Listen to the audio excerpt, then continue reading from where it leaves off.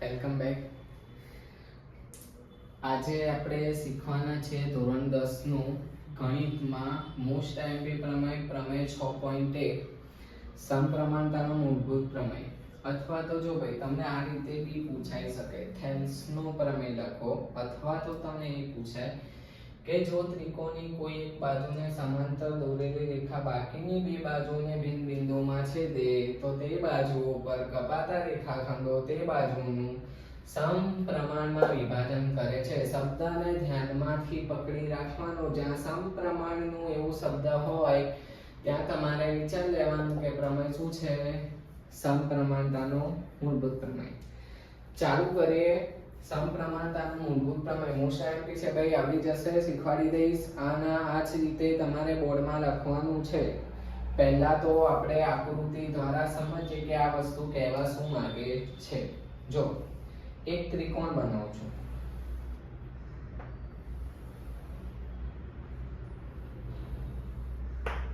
ત્રિકોણ ABC લઈએ.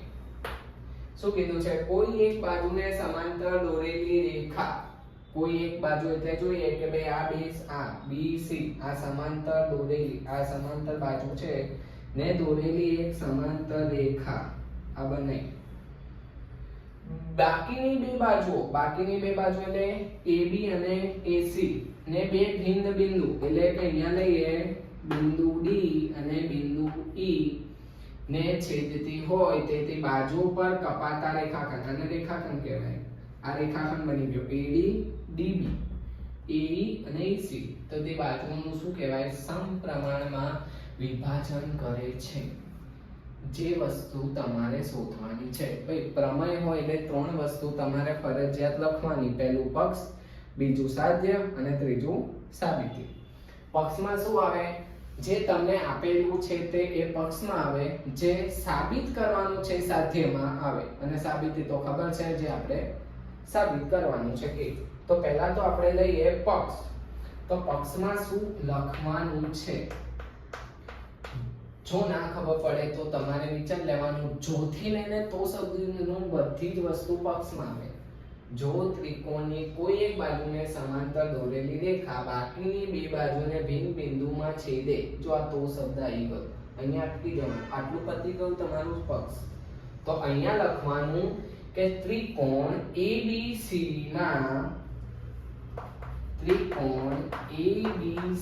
ના એક બાજુને સમાંતર દોરી એટલે BC ને સમાંતર બાકીની બે બાજુ AB અને AC ને બિંદુ D અને E માં છેદે છે. આ તમારું પક્ષ થયું. સાધ્યમાં શું છે? જે તમારે સાબિત કરવાનું છે તમારે સાધ્યમાં લખવાનું. શું સાબિત કરવાનું છે? તે બાજુઓ ઉપર કપાતા રેખાખંડો તે બાજુનું સમપ્રમાણમાં વિભાજન કરે. એનો મતલબ કીધો છે કે ભાઈ સાબિતી શું જોઈએ છે? AD ભાગ્યા DB અને AE ભાગ્યા EC. તો એ જ વસ્તુ કરવાની છે જે સાધ્યમાં લખવાની છે. AD ભાગ્યા DB is equal to AE ભાગ્યા EC. આટલી વસ્તુ છે. હવે સાબિતી કરવાની છે, જે આપણો મેઇન પોઈન્ટ છે. જો મેઇન પોઈન્ટમાં તમારે શું લખવાનું છે? જે પહેલા આ ત્રિકોણમાં થોડું ઘણું ચેન્જીસ કરું છું, જે તમારે ઉમેરવાનું છે, જે તમારે પહેલા લખવાનું છે. જેમ કે સમજો કે મેં આમાં DE ને આપણે જોડીએ અને BC ને આપણે જોડીએ, અને એ ત્રિકોણ ઉપરનો છે એમાં આપણે એક અહીંયા વેધ બનાવીએ. અહીંયા આપણે n નામ આપીએ અને અહીંયા આપણે m નામ આપીએ. જે વસ્તુ કરી પહેલા એ લખવાનું સાબિતીમાં. જો સાબિતી શું કર્યું? પહેલા DC જોડ્યા અને BE જોડ્યા. AB ને લંબ EN નો વેધ બનાવ્યો અને AC ને લંબ DM નો વેધ બનાવ્યો. એ તમારે પહેલા લખી નાખવાનું. તો અહીંયા લખવાનું કે BE અને DC દોરો અથવા તો જોડો, બેમાંથી કોઈ પણ લખી શકો છો. અને AB ને લંબ, ભાઈ આવી રીતના લખાય, EN આ વેધ કહેવાય, અને AC ને લંબ BM શું કર્યું છે અહીંયા કર્યું, પહેલા એક લખી નાખ્યો. હવે મેં તમારું ત્રિકોણનું ક્ષેત્રફળ, ભાઈ આખો પ્રમાણે આની પર છે, ત્રિકોણનું ક્ષેત્રફળ બરાબર શું આવે યાદ છે? 9મા ધોરણમાં શીખ્યા હતા, ભૂલી ગયા? ના યાદ હોય. 1/2 into પાયો ગુણ્યા a. હવે શું કરવાનું છે? જે સાબિતી માંગી છે એને ધ્યાનમાં લઈને ચાલવાનું આપણે. જો શું છે? AD ભાગ્યા DB. પહેલા તો AD ની વાત કરીએ તો AD આ ત્રિકોણમાં ક્યાં દેખાય છે? આ રહ્યો AD. અને DB ક્યાં દેખાય છે? આ રહ્યો. તો મારે બે ત્રિકોણ મારે પસંદ કરવાના. એક ત્રિકોણ ADE, આ ત્રિકોણ ઉપરનો થઈ ગયો. બીજી વસ્તુ DBE, આ ત્રિકોણ. જો કયો ત્રિકોણ? આ ત્રિકોણ. આ અને આ DBE, આ ત્રિકોણ અને આ ત્રિકોણ હું પહેલા લઈશ. આ બેનું ક્ષેત્રફળથી હું પહેલા સમીકરણ 1 મેળવીશ, જે તમારો મેઈન ક્વેશ્ચન. જો લખવાનું શું છે? ત્રિકોણ પહેલા કયો? ADE. જે આપેલું છે એને ધ્યાનમાં રાખીને ચાલવાનું. ADE નું ક્ષેત્રફળ is equal to 1/2 into, હવે પાયો અને વેધ શું કહેવાય? ભાઈ પાયો કોને કહેવાય ને વેધ કોને કહેવાય? સમજો કે કોઈ એક પાટિયું હોય, જેમ કે આ પાટિયું છે, તો એમાં તમે કઈ પિલ્લર કે કઈ પણ ખીલ્લી કે કઈ મારો, કોની પર મારી? પાયા પર. તો જે તમારા આ સાઈડ ઉપરની નીચેની સાઈડ જે હોય એને પાયો કહેવાય, અને ઉપર જે કંઈ પણ તમને જેમ કે ખીલ્લી મારી તો એને વેધ કહેવાય. તો સેમ આ વસ્તુ તમારે ADE માં જોવાનું છે. તો આ ત્રિકોણ ADE, આ મારો ADE માં AD શું છે? આ AD શું છે? આ પાયો છે. એમાં બીજું આ પિલ્લર કયું? આ રહ્યું. જો શું છે? વેધ. અને વેધ કહેવાય. આ પાયો અને આ વેધ. તો પાયો છે AD અને વેધ શું છે? EN. તો તમારે અહીંયા જ લખવાનું. પાયો શું? AD, વેધ શું? EN. સેમ એ જ વસ્તુ તમારે DB માટે ફોલો કરવાની. તો ત્રિકોણ લેવાનો DBE.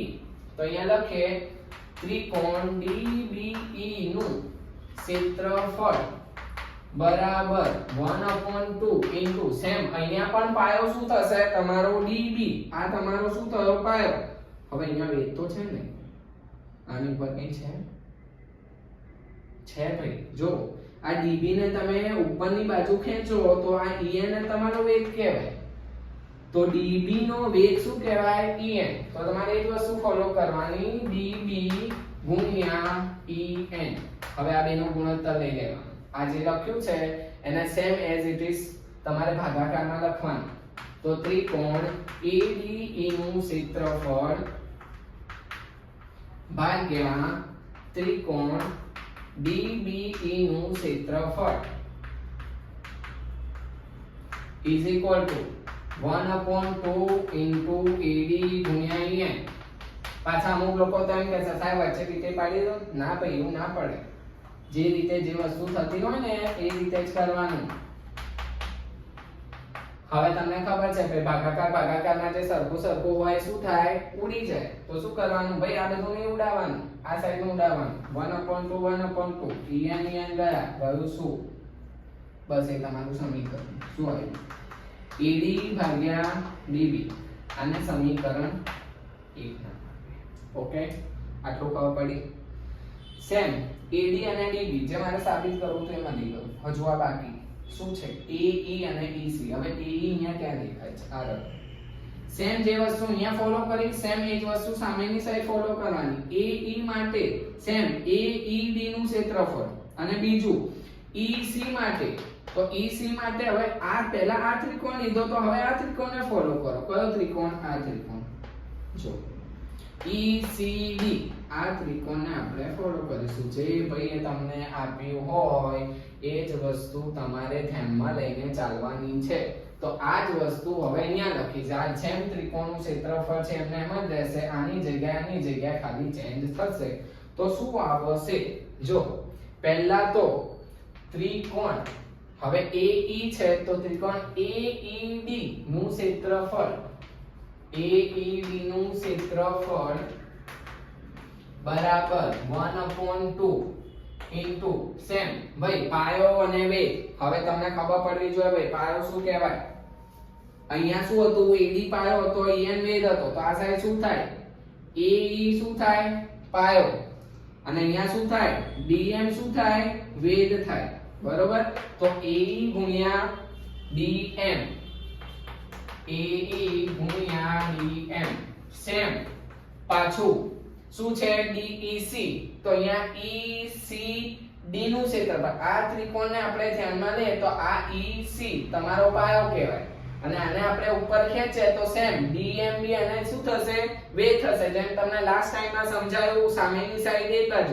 તો EC ને ગુણ્યા DM પાયો ગુણ્યા વેધ. તો ત્રિકોણ ECD નું ક્ષેત્રફળ is equal to 1/2 ગુણ્યા EC ગુણ્યા DM સેમ અહીંયા જેમ કર્યું એ જ રીતે લખી નાખો. ત્રિકોણ AED નું ક્ષેત્રફળ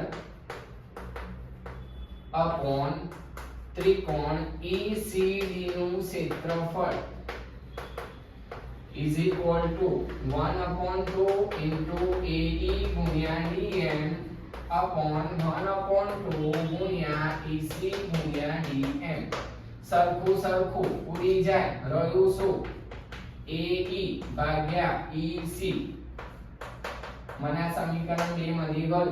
જો AD TD AE EC જે સાબિત કરવાનું હતું એમાંથી AD EE અને EC. હજુ એક પોઈન્ટ બાકી રહ્યો. શું? જો સમજો. એક નિયમ શીખ્યા હતા 9મા ધોરણમાં, યાદ નહીં હોય શીખવાડી દઉં. આ બે ત્રિકોણ તમે લીધા, એને તમારે સમાંતર બતાવવા પડે. એના માટે થોડી લાઈન યાદ કરવી પડશે. ગોખવી તો ગોખી નાખવાની, પણ લખવું પડશે. શું લખવાનું છે એ તમને કહું. નિયમ એવો કહે છે એટલે કે જો ત્રિકોણ આ બે ત્રિકોણો છે કોઈ એક જ પાયા. હવે જો આ ત્રિકોણ DBE અને DEC આ એક જ પાયો કોની પર છે? DE પર પાયા પર છે. અને બીજું, જો બે ત્રિકોણ બે સમાંતર દોરેલી રેખાની વચ્ચે હોય, આ બે સમાંતર દોરેલી રેખાની બે વચ્ચે છે આ ત્રિકોણ, તો એ બે ત્રિકોણ ઓલવેઝ શું થાય? સરખા થાય. કેવા થાય? સમાન થાય. તો બસ આ જ વસ્તુ તમારે અહીંયા લખવાની છે. લખવાનું છે શું? જો બે ત્રિકોણ એક જ પાયા પર હોય અને બે બાજુ ને સમાંતર દોરેલી રેખા ની વચ્ચે હોય તો તે ત્રિકોણ સમાન થાય. માટે લખી નાખવાનું ત્રિકોણ જે આપણે જે શોધા, આ બે ત્રિકોણ છે ને DBE અને DEC, એ બે ત્રિકોણ કેવા થાય? સમાન થાય. તો DBE is equal to ત્રિકોણ DEC. DCE જે લખો એ તમારે લખી નાખવાનું. આને સમીકરણ 3 આપવાનું. બસ હવે તમારો પ્રમેય પતી ગયો. છેલ્લે લખી નાખવાનું સમીકરણ 1, સમીકરણ 2 અને સમીકરણ 3 પરથી સાબિતી થાય છે AD ભાગ્યા DB is equal to AE ભાગ્યા EC. આ તમારી સાબિતી ખબર ગઈ. જો ભાઈ આ રીતે લખવાનું છે, ના લખવું હોય તો માર્ક્સ જશે. મારે તો કઈ જવાનું નથી. બીજી વસ્તુ, આનો સ્ક્રીનશોટ લેવો હોય તો સ્ક્રીનશોટ લઈ લો. આ જ રીતે લખવાનું છે. 2-3 વાર લખશો એટલે યાદ રહી જશે. બરોબર. આનો સ્ક્રીનશોટ એક પાડી લો.